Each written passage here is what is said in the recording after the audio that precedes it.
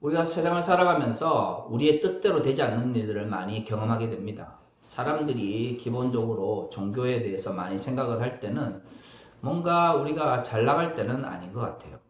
사실 성경 말씀대로 살아가기 위해서는 우리가 기쁠 때나 슬플 때나 언제나 하나님에 대해서 생각을 하고 기억을 해야 되지만, 인간의 마음이라고 하는 게 잘 될 때는 뭔가 내가 잘해서 잘 되는 것 같고, 주변의 도움도 필요 없는 것 같고, 때로는 그리스도인들 할지라도 하나님께서 날 돕지 않으셔도 뭐든지 잘 될 것 같습니다. 하지만 사람들이 고난을 당하게 되면 뭔가 자신이 할 수 없는 일들 또는 자신의 힘으로 극복할 수 없는 문제에 대해서 하나님이나 신을 찾게 되는 것이죠. 하나님을 찾는다고 하는 측면에서 나쁜 건 아니라고 생각을 합니다만은, 제가 좀 걱정하는 것은 뭐냐면, 마치 하나님이 우리가 기쁠 때나 우리의 좋은 일이 있을 때는 필요가 없이 저 멀리 계시다가 슬플 때에만 우리가 필요로 하는 어떤 존재인 것처럼 현대인에게 느껴지는 것이 조금 걱정이 됩니다. 기복주의라든가 번영신학이라고 하는 것이 말로는 잘 되는 것이 하나님의 축복이라고 그러고 물질적으로 풍요로울 때 하나님께서 인도하신다고 그러지만, 실제로 번영신학이나 기복주의가 잘 먹힐 때는 사람들이 안정화되고 사회가 뭔가 풍요로울 때가 아니라 고난을 겪거나 사회가 불안할 때 사람들의 심리 속에서 잘 되고자 하는 욕망이 투사되고 투영되는 그때에 기복주의나 번영신학이 잘 되는 것이죠. 그렇기 때문에 저는 한국 교회가 지금 여러 가지 많은 문제 가운데서도 기본적으로 풀어야 되는 것은 고난에 대한 기존의 가치에 대해서 한 번쯤은 생각해 보아야 된다고 생각을 합니다. 자, 오늘 성경 본문을 봅시다. 오늘 성경 본문을 보면 헤롯 왕이 이 초대 공동체를 핍박하기 위해서 여러 가지 계략을 꾸밉니다. 그 가운데 하나가 요한의 형제 이 야고보를 죽이는 일이 발생하는 것이죠. 우리는 이 야고보에 대해서 잘 모르는 경우가 많습니다. 하지만 서구에서는, 특히 카톨릭 전통이 강한 데서는 야고보에 대한 여러 가지 다양한 정말 전승들, 또는 뭐 좀 나쁘게 보면 신하들이 꽤 있어요. 성경을 보면 이 야고보에 대한 이야기가 그렇게 많지는 않습니다. 세베대의 아들이고 사도 요한의 형이라는 것 정도만 우리가 알고 있고, 또 마태복음 4장 21절에서 22절을 보면 예수께서 그의 제자를 부르실 때에 배와 아버지를 버리고 예수를 쫓았다라는 기록도 있습니다. 또한 마태복음 20장을 보면 그의 어머니를 통해서 예수께서 영광을 받으실 때에 동생인 요한과 함께 좌우편에 함께 해달라고 하는 청탁을 하는 모습도 우리가 알 수 있습니다. 누가복음 9장 54절에 보면 불친절한 사마리아인들이 예수님을 만나게 되는데, 그때에 예수님을 향해서 이들에게 진노를 내릴 것을 이야기하는 이야기도 있습니다. 예수님이 책망을 받기도 하죠. 나중에 성경을 보면 우레의 아들이라고 하는 그러한 이제 별명을 받게 됩니다. 이러한 것들을 이제 종합해 보면 이분은 굉장히 성격이 활발하면서 다혈질이었던 것 같아요. 아마 그런 성품 때문에 예수께서 자신을 따라라고 이야기했을 때 모든 걸 버리고 또 과감하게 나올 수 있었던 것이고, 또 예수님을 따를 때 예수께서 이 유대인의 왕이 되실 거라고 생각했기 때문에, 또한 권력욕이라고 할까요? 이 세속에 대한 어떤 풍요에 대한 욕망도 있었던 분 같아요. 우리가 잘 아는 순례자의 길이라고 하는 데가 있지 않습니까? 거기 보면 산티아고의 콤포스텔라라고 하는 이 성당이 있지 않습니까? 거기까지 보면 야고보의 무덤을 안치했다라고 알려져 있어요. 그러니까 성경을 보면 이 야고보가 죽고 나서 그의 유해가 어디에 묻혔는지에 대한 기록이 없거든요. 이게 중세의 전설을 보면 8세기경에 갑자기 하늘에서 별빛이 내려와서 비치더라는 거예요. 그래서 사람들이 그곳에 가서 땅을 파보니 야고보의 유해가 나왔다라고 합니다. 그래서 이제 지금의 스페인, 과거에 이제 에스파냐죠. 에스파냐로 유해를 옮겨서 거기서 150년 동안 대성당을 짓게 됩니다. 그게 이제 산티아고 데 콤포스텔라라고 하는 곳이고, 스페인에 있는 순례자의 제일 끝에 목적지가 바로 여기입니다. 과거에는 이 야고보의 유해를 보고 자신의 죄를 고백함으로써 용서받는다라고 하는 그런 어떤 미신과 같은 것이 있었기 때문에 이 순례자들이 그곳을 향해서 많이 갔고요. 오늘날 우리가 뭐 트레킹이라든가 꼭 종교적인 게 아니라 할지라도 그 유명한 것이 된 게 이 대성당이 있기 때문이죠. 근데 이제 모르겠어요. 150년 동안이나 성당을 짓고 거기에 진짜 야고보의 유해인지 아닌지 알 수 없는 걸 앉혀놓고 거기서 이제 사람들이 요즘 중생학적 의미가 다를 겁니다. 그걸 만진다고 해서 거룩해지거나 거기서 죄를 고백한다고 해서 우리의 죄를 용서받는 건 아니겠지만 어떻든 그런 이제 가톨릭의 전성이 생겼다고 하는 것은 초대 공동체부터 이 가톨릭의 전성이 형성되기까지 야고보에 대해서 얼마나 중요한, 얼마나 이 가치를 두었는지를 알 수가 있는 거죠. 이 산티아고라는 말도 결국에는 이제 과거 에스파냐, 스페인 말로 야고보를 나타내는 말이었다고 합니다. 그러니까 이런 말들이 일반화되고 대중화되었다고 하는 것은 우리가 야고보에 대해서 잘 모르는 것에 비해서 초대 공동체와 중세에는 야고보에 대한 가치가 굉장히 높았다는 걸 알 수가 있는 거죠. 아마도 그것은 그 12사도들 중에서 최초의 순교자였기 때문에 초대 공동체가 그를 더 의미 있게 생각했던 것 같습니다. 제가 오늘 말하고 싶은 것은 야고보가 중세 또는 초대 공동체에 중요했다가 아니라 그만큼 중요한 의미와 역할을 감당했던 야고보가 헤롯 왕의 이 핍박에서 가장 먼저 죽었다는 거예요. 우리는 흔히 이렇게 생각을 합니다. 예수 잘 믿고 또는 예수의 말씀대로 잘 살아가다 보면 잘 돼야 되지 않느냐. 기복주의적으로 보면 혹은 번영신학적으로 말하면 우리가 자본주의 속에서 사니까 물질적으로 풍요롭고 경제적으로 여유로워야 되지 않느냐라고 생각을 합니다.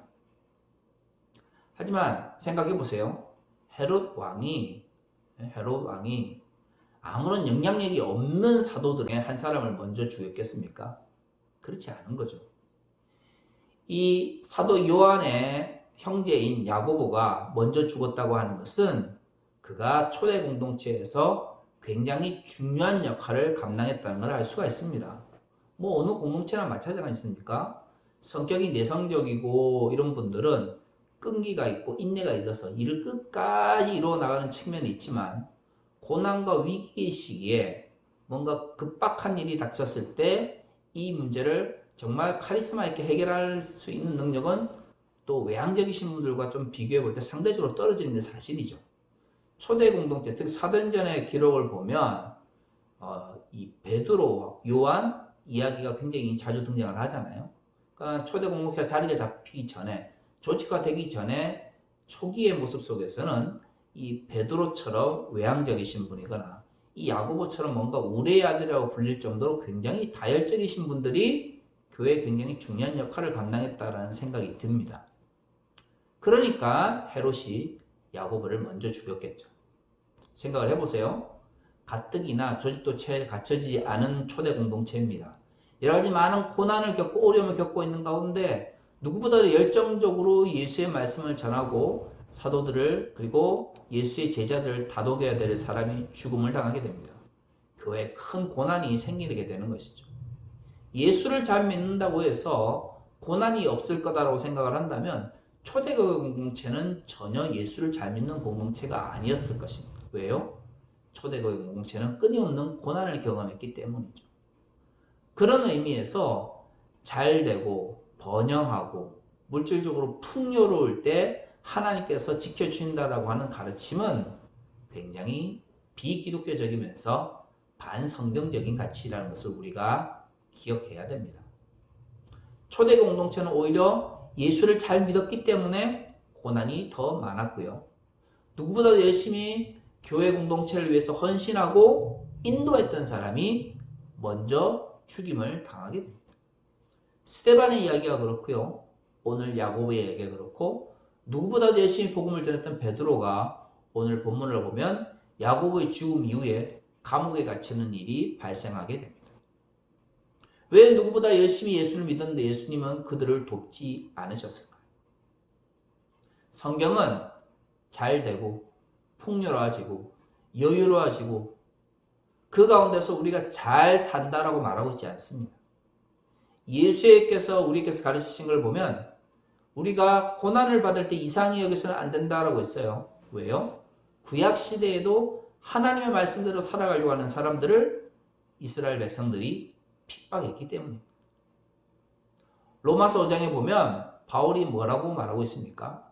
우리가 환난 중에도 기뻐한다 그랬어요. 왜요? 환난은 인내를 만들어내고요. 그 인내의 끝에 뭐가 있습니까?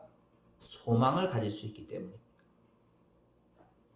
환난은 우리가 뭔가를 잘못했기 때문에 주시는 것이 아니라 인내를 통하여 마지막에 소망, 하나님의 나라와 하나님의 가치에 대한 소망을 가지게 하기 위해서 주시는 거예요. 성경에서 없기 때문이 아닙니다. 사람들이 성경에서 아무리 그렇게 이야기하고 있어도 그것을 받아들이기 싫어하기 때문에 눈에 보이지 않는 것이죠. 오늘 우리가 읽은 본문 다음 이야기를 보면 베드로가 감옥에 갇혔다가 주의 사자에 의해서 해방되는 일이 일어납니다. 베드로를 위하여 당시 초대 공동체가 열심히 기도했다는 것이 오늘 우리가 읽은 본문에서 알 수 있잖아요. 그러면 우리가 흔히 이 기복주의나 번영신학을 강조하시는 분들이 말한 것처럼 무조건 믿으셔야 됩니다. 무조건 신뢰하셔야 됩니다. 이렇게 말을 하시지 않습니까? 그래야만 하나님께서 들어주신다라고 가르치시잖아요. 근데 그게 초대교회 공동체에 적용해 보면 전혀 맞는 이야기가 아니에요. 왜요? 오늘 베드로가 감옥에 갇혔을 때 초대교회 공동체가 어떻게 합니까? 열심히 기도합니다. 하나님께서 베드로를 풀어주실 것을 그에게 위로하실 것을. 그런데 정작 베드로가 주의 사자에서 해방되어서 그들이 기도하고 있던 마가 요한의 집에 갔을 때 어떤 일이 발생했습니까? 베드로가 문 밖에 서 있다라고 하는 여자 종의 이야기를 당시의 사도들과 예수의 제자들은 믿지 않았습니다. 그래서 뭐라고 이야기해요? 그 여자 종을 향해서 네가 미쳤다라고 이야기를 해요. 아니 기도하고 그대로 믿으면 다 이루어집니다라고 하는 그 말씀이 맞다면 제자들은 자신들이 기도하지만 하나님께서 베드로를 풀어주지 않을 수도 있다는 생각을 가지고 있었다는 거예요. 그러면 제자들의 믿음이 잘못된 것입니까? 그렇지 않잖아요. 고난이라고 하는 게 닥쳤을 때 무조건 거기서부터 해결되어지고 풀어주는 것만이 하나님의 뜻이 아니라는 것을 이들은 알고 있었습니다. 누구보다 예수님을 잘 믿었던 야고보가 죽었던 것처럼 베드로 역시도 감옥에 갇혀서 죽임을 당할 수 있다는 생각을 했던 거예요. 하지만 그 가운데 하나님의 인도하심이 있기를 기도했던 것이죠. 그러니까 초대 공동체가 기도했던 그 하나님의 인도하심은 우리가 지금 생각하는 것처럼 잘 되고 어려운 가운데서 문제가 해결되고 고난 가운데서 우리가 풍요로워지는 것이 아니라는 것을 알 수가 있습니다. 그들이 베드로의 풀려남을, 해방을 생각하지 못했던 것은 초대 공동체가 생각했던 하나님의 나라가 우리가 21세기에 사는 이 후기 자본주의를 살아가는 우리가 생각하는 것과는 다른 모습이었다는 걸 알 수가 있는 것이죠. 그들은 그리스도인들의 또는 예수의 제자들의 잘되고 못됨이 하나님의 나라가 아니라 하나님의 가치가 확장되고 하나님의 복음이 선포되는 것을 하나님 나라의 확장이라고 생각을 했습니다. 그러니까 야고보가 죽더라 또 베드로가 감옥에 갇혀서 설사 나중에 죽는 일이 발생하더라도 그것을 통해서 하나님의 나라의 가치가 확장되고 하나님의 복음이 선포된다면 그것 역시도 하나님의 뜻이라고 생각을 했기 때문에 기도하는 가운데서도 베드로가 돌아왔을 때 믿지 못했던 것입니다. 초대 공동체의 이러한 믿음의 모습을 우리가 안다면 우리가 손쉽게 잘 되는 것이 하나님의 뜻이다. 물질적으로 풍요해지는 것이 하나님의 복이다. 우리가 잘 되고 사회적으로 성공하는 것이 하나님께서 우리를 향하신 뜻이다. 함부로 이렇게 막말을 하지 못할 것입니다. 한국의 많은 그리스도인들과 소위 말하는 초대인교회 목사님들이 잘 되고 풍요로워지고 뭔가 사회적으로 성공하는 것을 통하여 하나님의 영광이 나타난다라고 잘못 가르치는 것은 엄밀히 이야기라면 그들이 아무리 많은 종교적인 주동자를 가지고 있다 할지라도 성경의 가르침대로 가르치지 않는다는 것을 의미하는 것이죠. 저는 고난의 진정한 의미는 인내를 통하여 하나님 나라를 향한 소망으로 나가게 한다는 로마서 5장 3절에서 4절의 말씀을 저는 믿습니다. 그렇기 때문에 그리스도인들은 잘되기 때문에 하나님께서 함께 하시는 것이 아니라 고난 가운데서도 인내를 가지고 하나님 나라를 향한 소망을 가질 수 있기 때문에 우리의 믿음은 의미가 있고 하나님의 나라를 향하여 달려간다고 저는 생각을 합니다. 오늘날 한국교회가 가르치고 있는 잘못된 환난과 고난, 한국교회가 잘못 가르치고 있는 물질적인 풍요와 사회적 성공에 대한 가르침을 지금이라도 우리가 다시금 돌아보고 잘못된 문제들을 해결해야 할 것입니다. 정말로 성경의 말씀을 믿는다면 잘되고 풍요로워진다라고 하는 말씀만 문자적으로 받아들일 것이 아니라 고난 가운데서도 예수 그리스도를 따르고 고난 가운데서도 하나님의 나라의 가치를 따라 살아갔던 제자들의 삶을 문자적으로 우리의 삶 가운데 적용할 것은 없는지 고민해야 될 것입니다. 다시 한번 우리 하나생 공동체 성도들에게 부탁하고 싶습니다. 우리가 하나님의 뜻 가운데 있다고 하는 것은 고난을 겪지 않기 때문에, 환난을 겪지 않기 때문이 아닙니다. 고난과 환난 가운데서도 인내로 그 모든 것들을 극복해 나가며 하나님의 나라의 소망을 바라볼 수 있는 그 믿음이 있기 때문에 우리의 삶은, 그리스도인의 삶은 가치가 있는 것입니다. 진정 성서의 가치에 대해서 다시 한번 생각할 수 있는 한 주가 되었으면 좋겠습니다. 다 같이 기도하겠습니다.